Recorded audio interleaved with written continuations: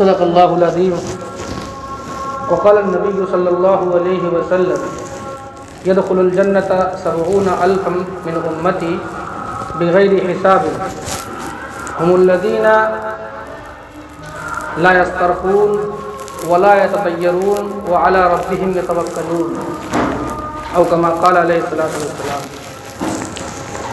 عزیز دوستو، بھائیو، بزرگوں، اللہ رب العزت نے حضور پاک صلی اللہ علیہ وسلم کو ایک مرتبہ خواب میں کچھ چیزوں کا دیدار کروایا۔ حضور پاک صلی اللہ علیہ وسلم نے خواب کے اندر دیکھا کہ دنیا کی تمام قومیں، دنیا کی تمام امتیں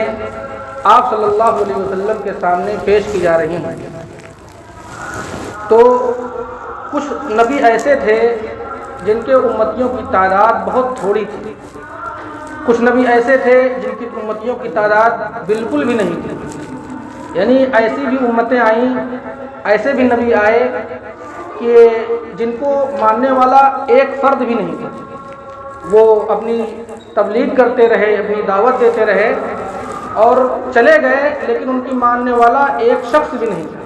ایسے بھی نبی آئے۔ حضرت نوح علیہ السلام جو تقریباً 950 سال اپنی قوم کو دعوت دیتے رہے اور ان کی ماننے والے صرف 70 لوگ تھے، 70 لوگ ان کی دعوت کو ماننے والے تھے۔ تو اللہ کے رسول صلی اللہ علیہ وسلم نے خواب کے اندر دیکھا کہ تمام کی تمام قومیں، تمام کی تمام امتیں حاضر کی جا رہی ہیں۔ تو کوئی بہت بڑی تعداد میں ہے، کوئی بہت چھوٹی تعداد میں ہے، بعض نبی ایسے ہیں جن کے ماننے والے ایک بھی نہیں ہیں۔ اللہ کے رسول صلی اللہ علیہ وسلم خواب دیکھ رہے تھے، تبھی ایک ایسی امت آتی ہے جس کی تعداد بہت زیادہ ہوتی ہے۔ تو اللہ کے رسول صلی اللہ علیہ وسلم پوچھتے ہیں، سوال کرتے ہیں کہ یہ امت کون سی ہے، یہ کس نبی کے ماننے والے ہیں؟ تو ان کو بتایا گیا کہ یہ حضرت موسیٰ علیہ السلام کو ماننے والے ہیں، اور یہ بنی اسرائیل قوم ہے جن کی اتنی بڑی تعداد ہے۔ اس کے کچھ دیر کے بعد ایک اور امت آئی جو تعداد میں اتنی زیادہ تھی کہ اس نے تمام جگہوں کو بھر دیا۔ جو بھی جگہیں خواب میں اللہ کے رسول صلی اللہ علیہ وسلم کو نظر آ رہی تھیں، ان تمام جگہوں کو ان امتیوں نے اپنے قدموں سے بھر دیا، اپنے وجود سے بھر دیا۔ تو اللہ کے رسول صلی اللہ علیہ وسلم نے سوال کیا کہ یہ کس قوم کو، یہ کس نبی کو ماننے والے لوگ ہیں، یا یہ کون سی امت ہے؟ تو ان کو بتایا گیا کہ یہ آپ کے امتی ہیں، آپ کے ماننے والے ہیں، یعنی آپ کے ماننے والوں کی تعداد اتنی زیادہ ہوگی جتنی جو ہے کسی بھی نبی کو ماننے والوں کی تعداد نہیں ہوگی۔ تو یہ اتنی جو کثیر تعداد میں لوگ نظر آ رہے ہیں، یہ آپ کے ماننے والے ہیں، یہ آپ کے امتی ہیں۔ تو مزید اللہ کے رسول صلی اللہ علیہ وسلم نے حدیث کے اندر فرمایا کہ اتنے بڑی تعداد میں میرے ماننے والے ہوں گے جتنے کی کسی بھی امت کے ماننے والے نہیں ہوں گے، لیکن میں ایک خوشخبری دینا چاہتا ہوں، اتنی بڑی تعداد میں سے 70,000 من امتی يدخل الجنة بغیر حساب۔ حدیث کے اندر فرمایا يدخل الجنة من امتی 70,000 بغیر حساب، کہ اتنی بڑی تعداد میرے امتیوں کی ہوگی جتنی کی کسی کی تعداد نہیں ہوگی۔ ان میں سے 70,000 ایسے لوگ ہوں گے، ایسے افراد ہوں گے جو بلا کسی حساب اور کتاب کے جنت کے اندر داخل کر دیے جائیں گے۔ ان کا کوئی مواخذہ نہیں ہوگا، ان سے کوئی باز پرس نہیں ہوگی، ان سے کوئی سوال نہیں ہوگا۔ وہ حشر کے اندر آئیں گے اور بغیر کسی حساب و کتاب کے جنت کے اندر داخل کر دیے جائیں گے۔ تو اللہ کے رسول صلی اللہ علیہ وسلم نے فرمایا کہ وہ 70,000 لوگ ہوں گے۔ حدیث کے یہی الفاظ ہیں کہ يدخل الجنة من امتی 70,000 بغیر حساب،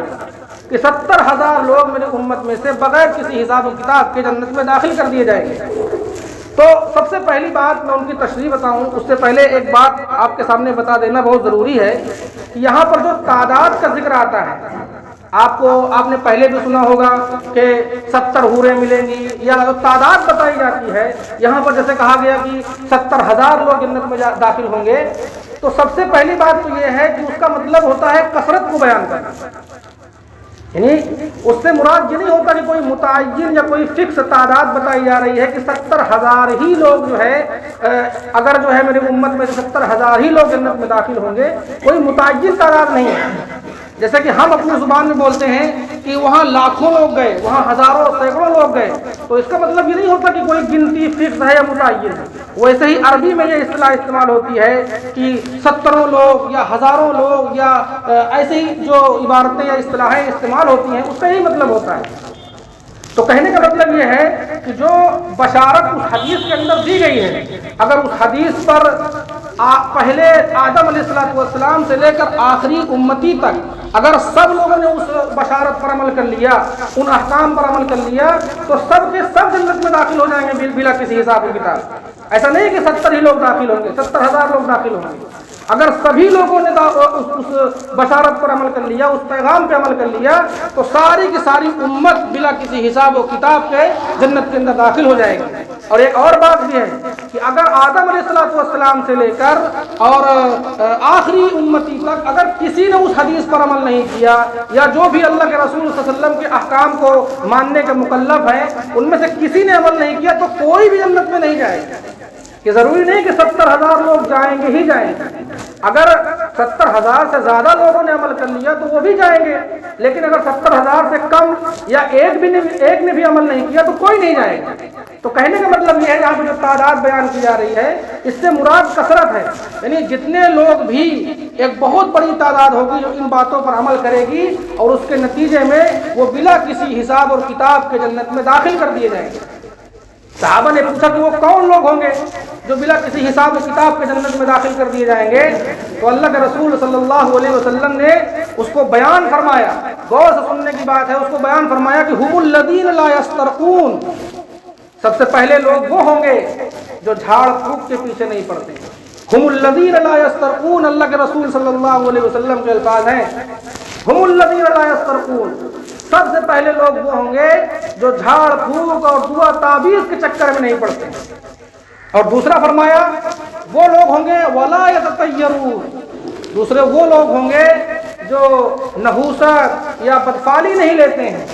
یہ نہیں کہتے کہ میری بلی نے میرا راستہ کاٹ دیا تو اب میرا دن خراب جائے گا، یا آج صبح میں نے الو دیکھ لیا تو میرا دن خراب جائے گا، جیسے کہ عرب کے لوگ کرا کرتے تھے۔ وہ کسی مشن پہ نکلتے تھے، کسی جنگ میں جاتے تھے تو وہ ایک پرندہ لیتے تھے اور پرندہ لے کر اس کو اڑاتے تھے۔ اگر وہ پرندہ جو ہے دائیں طرف گیا تو کہتے تھے کہ ہمارے لیے اچھی فال ہے، یہ ہمارے لیے اچھا شگن ہے، اور اگر وہ بائیں طرف جاتا تھا تو کہتے تھے یہ ہمارے لیے بری فال ہے، یہ نحوست کی بات ہے، آج ہم جو ہے شکست کھائیں گے یا آج ہمارا کام بگڑ جائے گا۔ تو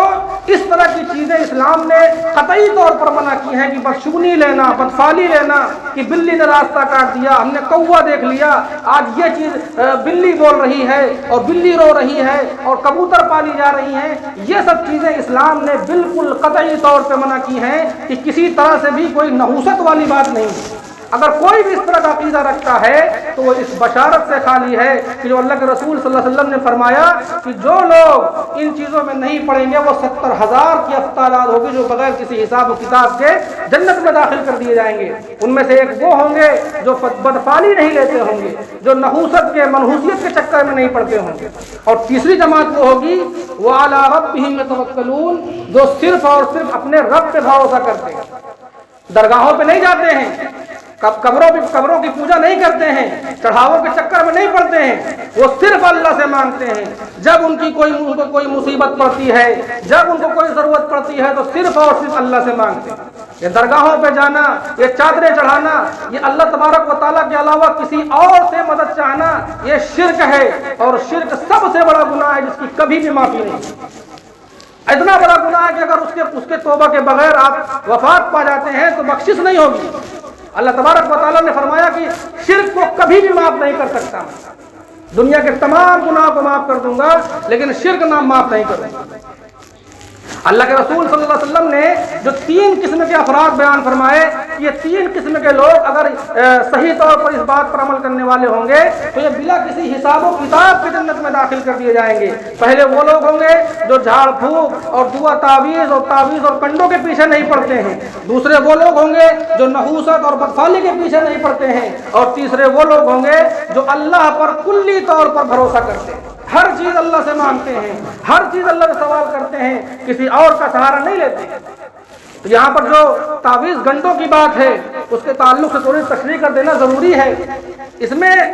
آج کل کے دور میں افراط اور تفریط کا معاملہ کیا جاتا ہے۔ بعض لوگ ایسے ہیں جو کلی طور پر اس کو بدعات یا اس کو شرک یا اس کو منع قرار دیتے ہیں، یہ بھی صحیح نہیں ہے، اور بعض لوگ ایسے ہیں جو بالکل اسی پر تکیہ کیے بیٹھے ہیں کہ سب کچھ جو ہے جھاڑ پھونک سے ہوگا، سب کچھ جو ہے دعا تعویذ سے ہوگا، سب کچھ جو ہے وظیفوں سے ہوگا، سر میں درد ہو گیا تو کوئی وظیفہ بتا دیجئے، آج ہمارا یہ ہو رہا ہے کوئی وظیفہ بتا دیجئے۔ ان سب چکروں میں بالکل طور پر ڈوبے ہوئے ہیں، تو یہ چیز بھی سراسر غلط ہے۔ آج میں شریعت کی نگاہ میں آپ کو بتانا چاہتا ہوں کہ اس کا کیا مقام ہے۔ اللہ کے رسول صلی اللہ علیہ وسلم نے اتنی مشکلات جھیلی، آپ اس کو سمجھیے، اللہ کے رسول صلی اللہ علیہ وسلم نے اتنی مشکلات جھیلی، اتنی جنگیں لڑیں، لیکن کوئی بتا دے کہ اپنے کسی بھی متعلق کو یا اپنے کسی بھی صحابہ کرام کو یا اپنے کسی بھی شہزادی کو، اپنے کسی بھی بیٹی کو، بیٹے کو، نواسے کو، امام حسن اور حسین کو کبھی تعویذ پہنائی ہو؟ کوئی بتا کے دکھائے کہ کبھی جو ہے ان کو جھاڑ پھونک کروایا ہو، کبھی کہا ہو کسی صحابی کو کہ جو ہے آپ جنگ پہ جا رہے ہیں، اتنی بڑی مشکل کام ہے، لاؤ میں ایک تعویذ لٹکا دیتا ہوں؟ ایسا کچھ بھی کہیں بھی اللہ کے رسول صلی اللہ علیہ وسلم کی زندگی کے اندر ثابت نہیں ہے، لیکن پھر بھی یہ چیز جائز ہے۔ جائز اس مقام میں اس کو سمجھیے جس طرح سے طلاق جائز ہے، طلاق دینا جائز ہے۔ ابغض المباحات عند اللہ الطلاق، اللہ کے رسول صلی اللہ علیہ وسلم نے فرمایا کہ طلاق جائز تو ہے لیکن میری نگاہ میں سب سے مبغوض چیز ہے، سب سے ناپسند چیز ہے، لیکن جائز ہے۔ ویسے ہی اگر ضرورت پڑ جائے تو طلاق دی جا سکتی ہے، لیکن اس کو پیشہ نہ بنایا جائے کہ ہر روز طلاقیں دی جا رہی ہیں۔ بالکل ویسے ہی اللہ کے رسول صلی اللہ علیہ وسلم کی زندگی میں کہیں بھی اس چیز کا ثبوت نہیں ملتا، دعا تعویذ کا، جھاڑ پھونک کا۔ یہ کوئی اسلام کوئی پروپیگنڈا کرنے کا مذہب نہیں ہے، اسلام کوئی پاکھنڈ پھیلانے کا مذہب نہیں ہے، اور اسلام یہ سب اس طرح کی خرافات نہیں پھیلاتا ہے۔ اسلام بالکل نیٹ اینڈ کلین مذہب ہے، اسلام بالکل صاف اور شفاف مذہب ہے۔ اس نے بتایا کہ اگر آپ کو کسی چیز کی بھی ضرورت ہے، آپ کی زندگی میں کوئی بھی مشکل ہے، آپ نماز پڑھیے، آپ تلاوت کریے، آپ اللہ تبارک و تعالیٰ سے ڈائریکٹلی مانگیے، آپ یہ سب چکروں میں مت پڑھیے، جنتر منتر کے چکر میں پڑھ رہے ہیں، جھاڑ پھونک کے چکر میں پڑھ رہے ہیں، ان سے اللہ تبارک و تعالیٰ کا غضب نازل ہوتا ہے، ان سے اللہ تبارک و تعالیٰ ناراض ہوتے ہیں۔ لیکن اللہ کے رسول صلی اللہ علیہ وسلم کی زندگی میں تو اس کا ثبوت نہیں ملتا ہے، لیکن صحابہ کرام کی زندگی میں اس کا ثبوت ملتا ہے۔ ایک مرتبہ ایک صحابی جو ہے کسی سفر میں جا رہے تھے، تو راستے میں ایک جگہ انہوں نے قیام کر لیا راستے میں، اور راستے میں انہوں نے جب قیام کیا تو شام کو کھانے کی نوبت آئی، تو انہوں نے قوم کے لوگوں سے، گاؤں کے لوگوں سے، جس بستی میں وہ ٹھہرے ہوئے تھے، ان سے انہوں نے کہا کہ ہمیں کچھ کھانا پینا دے دو، تو ان لوگوں نے انکار کر دیا کہ آپ مسلمان ہیں، ہم آپ کو کھانا پینا نہیں دے سکتے، ہم آپ کے اگینسٹ ہیں، آپ کے خلاف ہیں، آپ کے مخالف قوم ہیں، ہم تو کفار ہیں، آپ مسلمان ہیں، ہم آپ کو کھانا نہیں دے سکتے۔ تو اللہ کا کرنا یہ ہوا کہ اس قوم کے سردار کو ایک سانپ نے کاٹ لیا، سانپ نے کاٹ لیا تو تمام طرح کے علاج اور معالجے ہو رہے ہیں، لیکن وہ سانپ کا زہر کم نہیں ہو رہا۔ تو کسی نے بتایا کہ جو وہاں پر جو 2-3 مولوی صاحب قسم کے لوگ ہیں، ان کے پاس جائیے، شاید ان کے پاس اس کا علاج ہو۔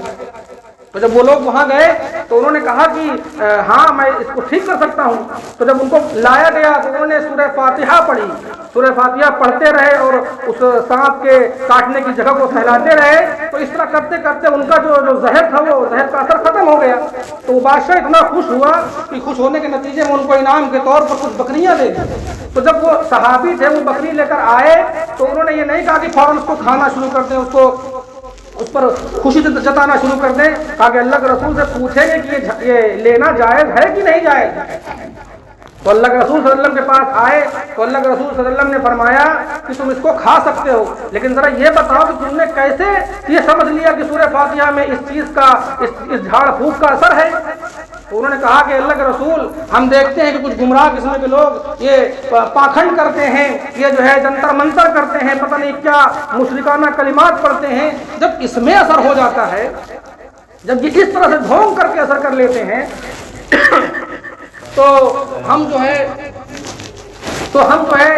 تو قرآن پڑھتے ہیں، اس میں تو ہم کو پورا یقین ہے کہ اس میں اثر ہوگا۔ تو لہذا انہوں نے جو ہے کہا کہ اللہ کے رسول صلی اللہ علیہ وسلم نے جب ان کی باتیں سنی تو کہا کہ آپ نے بہت اچھا کیا، آپ نے بہت اچھا کیا، اور کہا کہ تم اس کے نتیجے میں تم کو جو انعام ملا ہے اس انعام کو بھی تم کھا سکتے ہو۔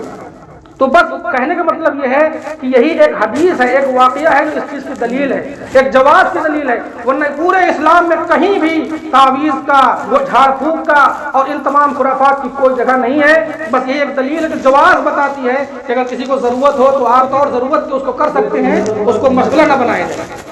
اللہ تبارک و تعالیٰ سے دعا ہے کہ اللہ تبارک و تعالیٰ ہم سب کو کہنا سننے زیادہ عمل کرنے کے توفیق عطا فرمائے۔ واخر دعوانا الحمدللہ۔